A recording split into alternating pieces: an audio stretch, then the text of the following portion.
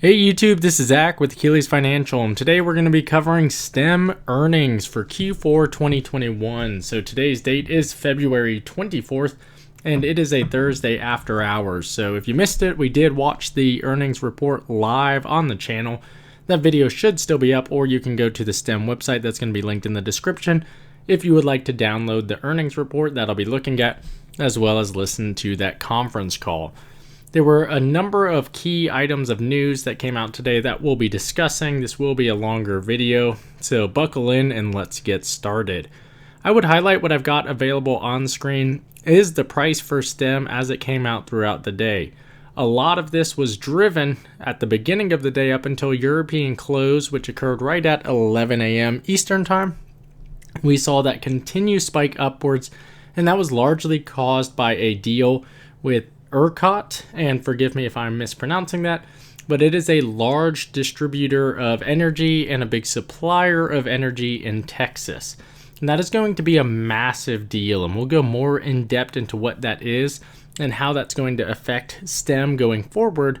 But following that movement right here, we saw the broader market pick up, and there's a very strong reverse. So we saw that trend continue up until 3 p.m. where the stock really popped off. At one point, you can see the stock did close as high as 14.5% higher than the open.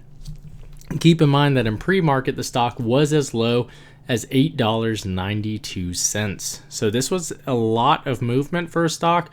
And for a company of STEM size, this is a lot of volatility. And you can see that in the volume. So that total volume associated with the stock is sitting just south of 9.3 million shares traded today. Keep in mind that this is a stock that normally trades around 3 to 3.5 million shares on a daily given basis. After hours, we did have earnings announcement, and we saw a relatively large miss on top line revenue from STEM. We'll go more in detail into the earnings report here momentarily, but I did want to highlight that that is what largely caused the significant drop down from this closing price that we saw. So that stock price did drop all the way down to about $9.70, and it stabilized after hitting that point. So the question will be, where will it open tomorrow, as where do we expect it to go going forward? So the first thing that we're going to do in alignment kind of with the stock price right here, before I go to that ERCOT deal, I do want to go into the year-to-date performance. The stock is down pretty significantly from where it opened here in the $19 a share range. And now we are currently sitting just below $10 a share, which is where the company had its go public phase from when it was a SPAC. It went public at $10 a share when it was announced as Star Peak Energy Corp. It spiked as high at one point in time all the way up into the 50s, all the way here at the end, really the beginning of 2021, and has steadily declined really from when they went public in the summer of 2021. So the question is, therefore, what? Well, let's take a look at that ERCOT deal, because I think that that is going to be a huge potential source of future revenue for them. So what this information is, this is the press release that was available for STEM. It is on their website. I will link the investor relations so that you can see the later presentation as well. But the main thing that they're going to highlight is that the value of the award is expected to exceed $500 million across the project portfolio. This is expected, and this was reaffirmed on the call, to occur over the latter half, or really the last quarter of 2022, as well as really develop in 2023 with some lag into 2024. This is primarily associated with the build and development of the hardware as well as the recurring software component of the deal. So the question going forward is going to be how much of this is going to be rotated in to recurring software revenue, which is something that they were pushing heavily on the call today to really develop that CAR model is what they are calling it, which is really energy or renewing that energy portfolio. And it's very similar to a SaaS model. So what this is going to do, ERCOT is one of the largest, if not the largest, Texas storage provider, energy provider, and they are partnering with STEM to be their storage provider and to partner with their Athena platform. The main thing that I would highlight here is that they are heavily involved into the CRE, commercial real estate space, as well as the industrial real estate space. So we're going to be watching that go forward, and they're going to be providing a significant amount of hardware. Again, they are purchasing these batteries from their suppliers, from Tesla, from LG, from other companies, and then they are going and installing them. So there's relatively low margins on a big deal like this. However, the real value add associated with this is going to be the large recurring revenue side of this for the software that is going to be very, very high margin. So you can see that this is, or ERCOT itself, is responsible for delivering 90% of the state's electric power to more than 25 million people through Texas. And they expect that market to continue to grow from an energy storage perspective. This is a massive win for STEM. They already have a presence in California and they're slowly expanding into other states. Think of the 9-dot relationship that's going to be pushed forward this calendar year as well. But Texas is massive. And it's generally speaking not well known to outside states their adoption of clean energy or renewable energy, despite the fact that they have a significantly high proportion of their energy needs coming from things outside of oil and natural gas, especially compared to other states. So there's a ton of really powerful information by combining with one of the largest markets, if not the largest market. So there's a lot of super exciting things associated with this. The main thing that I would highlight from this is a huge organization that's partnered with a relatively small company at this point in time. And if they're able to execute here, I can only imagine it's going to continue to add value to the company going forward and help set them up for additional deals into other companies. Keep in mind, this is the largest state by way of landmass outside of Alaska, and this is going to be huge for them going forward. So I think that this is awesome. Now, one of the downsides of all of this deal and why it was mentioned pre-market hours, I think they knew that the stock was going to not do well on the earnings report, and this has really mitigated some of the potential pain that they would have experienced should they have potentially come out with it side by side, especially because those algorithms would have driven the stock price down before they really had a chance to talk about what this means for the company. The $500 million is going to more than encompass total expected revenue for all of 2022 and all of some of 2023.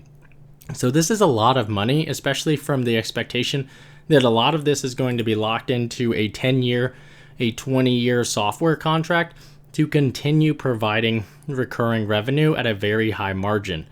So keep in mind that most of this is going to be expected to continue to be tied in with STEM over the course of the latter half of 2022 as well as 2023. This contracted bookings was not in the Q4 numbers either. So all of this again is talking about ERCOT and AP and STEM. Now let's talk about STEM earnings, which again is going to be somewhat tied to this announcement as well. And here we are in the presentation. I will make this available by way of that link. What I would also highlight is that we are going to be reviewing the good and the bad. And the good news is I don't think there's a lot of ugly, so hopefully it'll just be the good and the bad. Everything that you see in here is purely what you see in here is not a forward-looking statement. And most of this is going to be provided by STEM. My commentary is my own opinion and should not be construed as a recommendation, as I'm some guy on YouTube and not a financial advisor. So some items to talk about from a 2021 highlight. So they completed the acquisition in February of 2022. They did announce it in Q4. This is going to be immediately accretive to total revenue, which is awesome. The other thing that we're going to see come about as a result of this is a lot of high margin software deals. You're also going to see that Athena continued to do very, very well, and they're continuing to develop that software.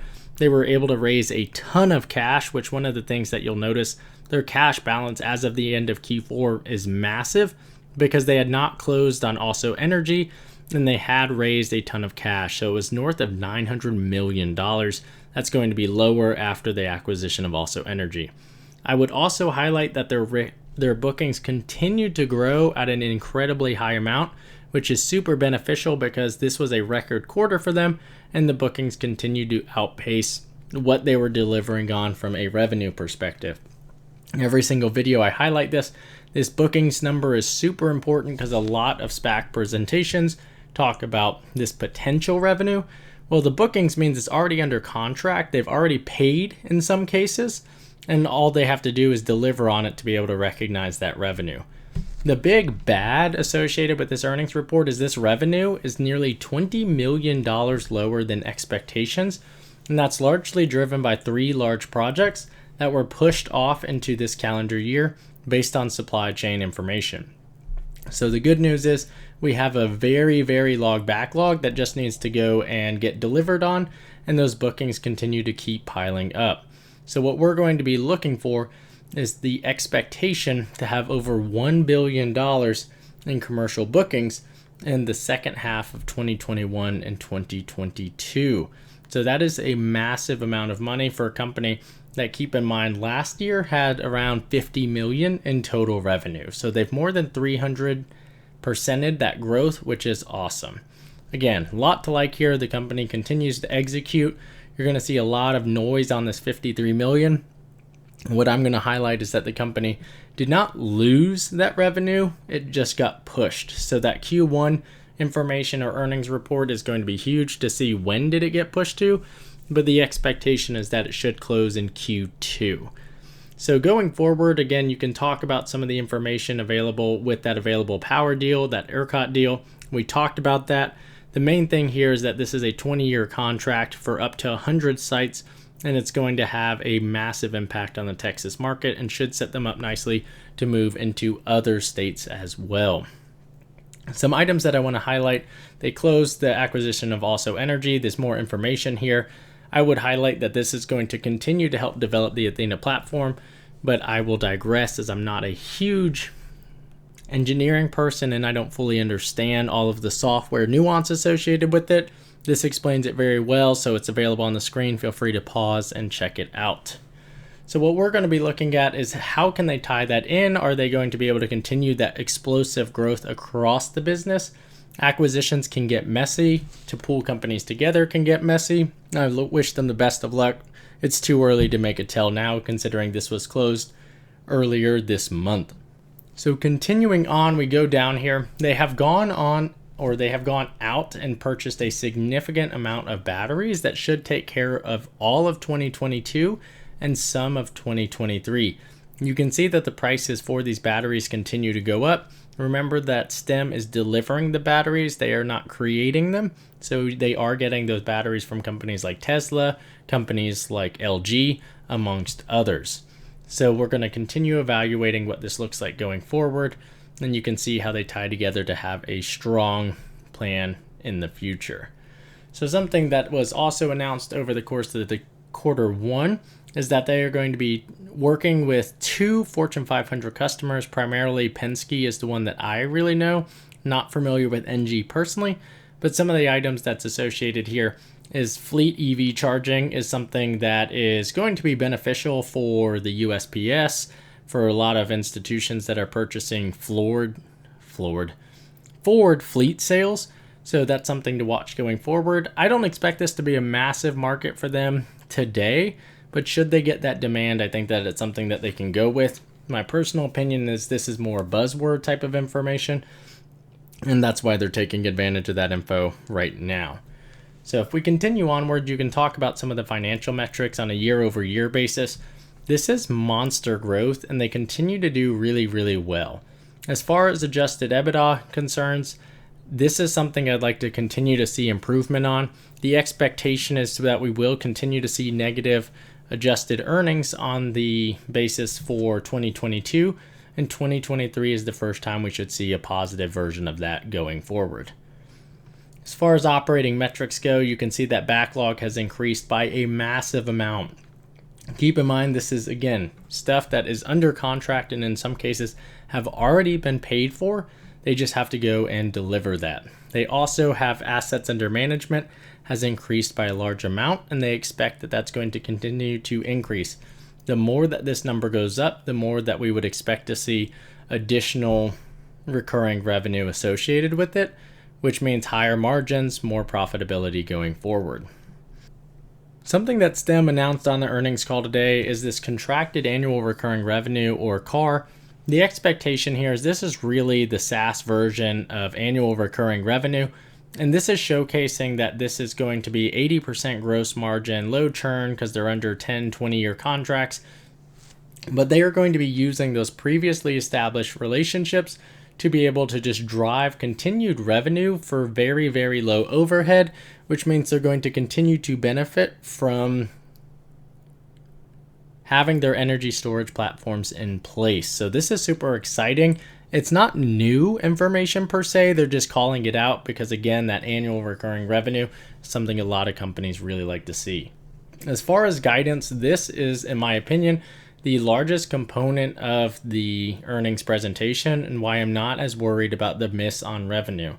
The idea is that we're going to see 350 million to 425 million coming in this year is higher than the original SPAC presentation forecasted for 2022. I think a lot of that is due to the acquisition of Also Energy being better than they expected it to be in terms of how it is accretive to revenue. Keep in mind the original SPAC presentation and the original sessions highlighted they expected acquisition strategy to be a part of the growth. So I recognize that all of this growth is not going to be organic, and that was intentional and expected. As far as bookings go, they're expecting once again to be between 650 and 750 million in terms of total bookings. That is a great number, and they really need to hit that for that revenue number of 2023 to actually hit. Something that I would highlight as we're talking about these metrics right here is one of the analysts on the call did ask the question of what is going to define being on the high or low end of any of the metrics that you see available on the screen. And it's very important to note that as we're kind of evaluating this information, that they are working on some really large projects. Again, a $500 million ERCOT deal or available power deal or 9DOT. These are large projects. Depending on how much resources are put into those larger projects, which are going to be lower gross margin because they're normally hardware related as opposed to software related, if they are sacrificing gross margin now, so sacrificing profit today for profit tomorrow, I think you're going to continue to see that pay dividends. So we'll see from a total revenue perspective where in that range we end up, because 75 million is a really large range, but depending on the project, it could be tightened there. So the expectation going forward into Q1, Q2 is that these ranges get tightened. Because again, this adjusted EBITDA, these are big differences, especially for 2023. This number is supposed to be positive. For 2023, the expectation is that they're going to be coming in with between 60 to 80 million of recurring revenue that is already contracted and is rocking an 80% gross margin. So keep that in mind going forward. It is going to continue to be seasonal, with most of the expectation going to be in the second half of the year, and that aligns with the heavy bookings from the second half of 2021, as well as the high bookings from the first half of 2022, or the expected ones. So they follow this key takeaways where they're expanding into all of these different areas, and they're growing incredibly from a bookings perspective. We just need to get that earnings taken care of, and they are continuing, and by their earnings, I mean their revenue taken care of. And keep in mind they're continuing to hire, and that's what's driving a lot of these operational expenses. In terms of what those informational or those expenses look like, as you can see, we've got the 12 months ended for the total year. 127 million is a miss of the 153 million that was expected. Still impressive growth, but when you don't hit investor expectations, you're going to get punished, and we saw that happen with the stock today. However, we do see that bookings and contracted backlog continue to grow. I'm not worried about the 12-month pipeline because we don't really understand what that conversion rate is going to be, but the company continues to do incredibly well. As far as total financials, I do want to highlight some of the items that I have a lot of concerns with, and that's on the reconciliation of those non-GAAP financial measures. This is where they get the stuff that's an expense, but they don't count it as an expense. You can see that depreciation and amortization, this is still an expense. The big one, though, is this stock-based compensation. You can see that 2021 second half was very stock-heavy, and a lot of that was going to be over the course of the entire year, but nearly half of it was in Q4. We saw a lot of insiders selling. Every single time I talk about the stock, someone brings up, Zach, are you worried about the insider selling? And yes, I am. The nature of the market right now is there is a ton of insider selling. I expect that to continue to occur. A lot of these companies are continuing to hand out stock-based compensation packages, meaning they'll get additional options in the future. Some of these individuals, John Carrington included, came into the acquisition with 30-cent stock options, meaning for every 30 cents, he was able to get 1 share of stock, and he sold a significant amount of it north of $30 a share. I expect to see when the stock price has huge rises that you're going to see people do some profit taking, and I will expect that to go forward. The company continues to perform in alignment with my expectations and with where I expect it to be in 2025, which is where they originally outlined. I do have concerns over the net losses experienced here, as well as what I would expect to see from a net loss perspective going forward. However, as long as the company continues to manage that pipeline, as long as they continue to book massive contracts and big deals with large partnerships like 9DOT backed by the Carlyle Group, as well as ERCOT and Available Power in Texas, I see a lot of value going forward. So I think that right now, this revenue number, if that comes in more than double where we're at today and potentially as high as triple, 2022 is going to be a good year, and that will benefit the stock greatly.